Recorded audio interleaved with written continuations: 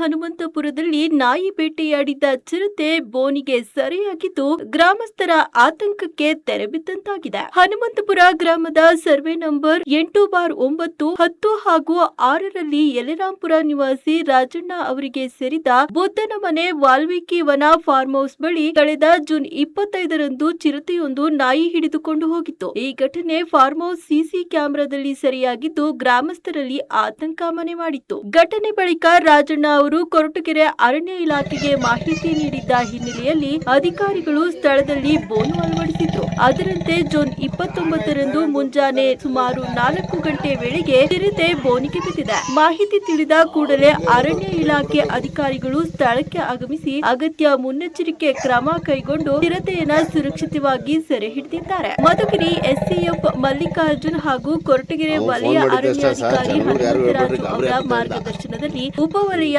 ಅರಣ್ಯಾಧಿಕಾರಿ ದಿಲೀಪ್ ನೇತೃತ್ವದಲ್ಲಿ ಸಿಬ್ಬಂದಿಗಳಾದ ಪೃಥ್ವಿ, ಗಂಗಾಧರ್, ವೆಂಕಟೇಶ್, ಕೆಂಪಯ್ಯ ಹಾಗೂ ಚಾಲಕ ಕೃಷ್ಣಮೂರ್ತಿ ಗ್ರಾಮಸ್ಥರ ಸಹಕಾರದೊಂದಿಗೆ ಕಾರ್ಯಾಚರಣೆಯನ್ನ ಯಶಸ್ವಿಯಾಗಿ ನಡೆಸಿದ್ರು. ಇನ್ನು ಸೆರೆ ಹಿಡಿದ ಚಿರತೆಯನ್ನ ಸುರಕ್ಷಿತವಾಗಿ ಬನ್ನೇರುಘಟ್ಟ ಅಭಯಾರಣ್ಯಕ್ಕೆ ಸಾಗಿಸಲಾಯಿತು. ಈ ಸಂದರ್ಭದಲ್ಲಿ ಅರಣ್ಯ ಇಲಾಖೆ ಅಧಿಕಾರಿಗಳು ಕಾಡು ಪ್ರಾಣಿಗಳು ಕಂಡು ಬಂದರೆ ಸಾರ್ವಜನಿಕರು ಆತಂಕಕ್ಕೆ ಒಳಗಾಗದೆ ತಕ್ಷಣ ಇಲಾಖೆಗೆ ಮಾಹಿತಿ ನೀಡುವಂತೆ ಮನವಿ ಮಾಡಿದ್ರು.